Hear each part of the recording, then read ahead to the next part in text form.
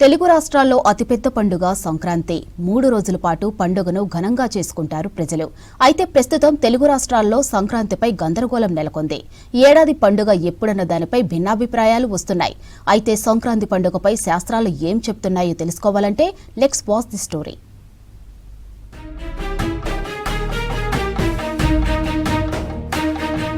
సంస్కృతి సంప్రదాయాలకు ప్రతీక సంక్రాంతి పండుగ. వరుసగా 3 రోజుల పాటు భోగి, సంక్రాంతి, కనుమగా కొనసాగుతుంది. ఇంటి ముందు రంగురంగుల ముగ్గులు, గొబ్బెమ్మలు, రకరకాల పిండి వంటలు, కోడి పందాలతో చాలా ఘనంగా ఈ పండుగను జరుపుకుంటారు. హిందూ క్యాలెండర్ ప్రకారం అత్యంత పవిత్రమైన పండుగలలో ఇదొక్కటి. కొన్ని పండుగలను తిథిల ప్రకారం జరుపుకుంటే సంక్రాంతి మాత్రం సూర్యుడు మకర రాశిలోకి సంచరించడంతో ఈ పండుగ జరుపుకుంటాం. ఇప్పుడు ఈ పండుగపై గందరగోళం నెలకొంది. ఒకవైపు కేంద్ర ప్రభుత్వం దుఃఖ గణితాన్ని ఆధారంగా చేసుకుని ఈ నెల 14వ తేదీనే మకర సంక్రాంతి అని అధికారికంగా ప్రకటించింది. తెలంగాణ, ఏపీ సహా కొన్ని రాష్ట్ర ప్రభుత్వాలు తమ అధికారిక సెలవుల క్యాలెండర్లో జనవరి 15న సంక్రాంతి పండుగగా ప్రకటించాయి. దీంతో పండుగ 14న లేక 15న అనే ప్రశ్న ఇప్పుడు ప్రజల్లో చర్చనీయాంశంగా మారింది. మకర సంక్రాంతి అనంటే సూర్య భగవానుడు ధనుస్సు రాశి నుండి మకర రాశికి ప్రవేశించినటువంటి ఆ క్షణం లోపల మనము మకర సంక్రాంతి పండుగను జరుపుకోవాలి. అయితే శాస్త్ర ప్రమాణం ఏంటంటే మకర సంక్రమణ ఒకవేళ పగటిపూట మనకు ప్రవేశమైనట్టయితే ఆ రోజు మకర సంక్రాంతి పండుగ జరుపుకోవాలి. ఇందులో ఎవరికి కూడాను ఎలాంటి అనుమానము ఉండదు. ఈ సంక్రాంతి పండుగ ఒకవేళ సాయంకాలం వస్తున్నటువంటి సమయంలో ఏం చేయాలి? నెక్స్ట్ డే అంటే మరునాడు సంక్రాంతి పండుగ చేసుకోవాలి. అయితే ఈ ప్రవేశ సమయం లోపల మనకు విభిన్నమైనటువంటి పంచాంగాలు, విభిన్నమైనటువంటి పద్ధతులు మనకు ఈ సందేహాన్ని కొని తెచ్చుతున్నాయి. దృగ్గణితము, రెండవది పూర్వ పద్ధతి ప్రకారంగా వస్తున్నటువంటి పంచాంగ గణన. చాలా గణితాలు ఉన్నాయి. సూర్య సిద్ధాంతము ఉంది, తర్వాత కరణ గ్రంథాలు, గ్రహలాఘవము ఉంది, తర్వాత గణకానందము అనేటువంటిది ఉంది, నరకంఠీయము అనేటువంటి ఒక గ్రంథాలు ఉన్నాయి. ఈ గ్రంథానికి ఇంకొక గ్రంథానికి ప్రవేశ సమయం లోపల తేడాలు వస్తున్నాయి. కేంద్ర ప్రభుత్వ వర్గాల ప్రకారం ఈ ఏడాదిలో సూర్యుడు జనవరి 14వ తేదీనే మకర రాశిలోకి ప్రవేశిస్తాడు. అందుకే అదే రోజు మకర సంక్రాంతిగా పరిగణించాలని చెబుతున్నారు.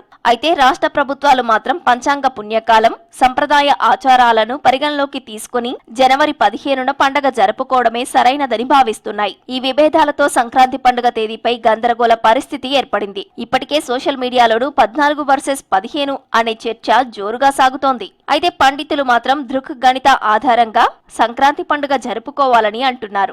పూర్వ పద్ధతి ప్రకారంగా ఏదైతే ప్రవేశ సమయం వస్తుందో అది కాకుండా మొత్తం భారతదేశం అంతా కూడాను ఒకే రకమైనటువంటి పద్ధతిని శాస్త్రీయంగా ఆచరించాలి అనేటువంటి ఉద్దేశంతో 1951వ సంవత్సరంలో మన భారతదేశంలో ఉన్నటువంటి అందరు పంచాంగకర్తలను పిలిచి సెంట్రల్ గవర్నమెంట్, భారతీయ ప్రభుత్వము, కేంద్ర ప్రభుత్వము అందరిని పిలిచి ఒక నిర్ణయానికి వచ్చి చేసినటువంటి పద్ధతే దృగ్గణితము అన్నమాట. ఇది దృగ్గణితము భారత ప్రభుత్వ ఆమోదితమైనటువంటి పద్ధతిది. కనుక ఈ పద్ధతి ప్రకారంగా 14వ తారీఖు నాడు మధ్యాహ్నము 3:07 మకర సంక్రమణ ప్రవేశమవుతుంది. అంటే మకర రాశిలోకి సూర్యుడు ప్రవేశిస్తున్నాడు. అస్తమయం కంటే ముందు ఒకవేళ ప్రవేశమైనట్టయితే అదే రోజున మనము సంక్రాంతి పండుగ జరుపుకోవాలి. భారతదేశం అంతా శాస్త్రీయంగా ఒకే పద్ధతి ఆచరించాలని కేంద్ర ప్రభుత్వం 1951లో పంచాంగకర్తలతో దృక్ గణిత ప్రకారం పండుగలు చేసుకోవాలని ఆమోదించిందన్నారు పండితులు. పూర్వ పద్ధతి ప్రకారం చూస్తే మాత్రం జనవరి 15న సంక్రాంతి వచ్చిందన్నారు. కానీ శాస్త్రీయంగా దృక్ గణిత ప్రకారం అందరూ జనవరి 13న భోగి, 14న సంక్రాంతి, 15న కనుమ పండుగ జరుపుకోవాలని సూచించారు. శాస్త్రీయమైనటువంటి పద్ధతి అనేది అందరూ కూడాను పండితులు, ఋషులు, మేధావులు, శాస్త్రజ్ఞులు, గణితకారులు అందరూ కూర్చొని నిర్ణయం చేసినటువంటి విధానం గనక దీన్నే అందరూ కూడా పాటించాలి. దృక్ సిద్ధాంతమే మనకు శాస్త్రీయమైనటువంటిది అనేటువంటిది అందరూ కూడాను తెలుసుకోవాలి. ఇదే విధంగా మీరు ఫాలో కండి.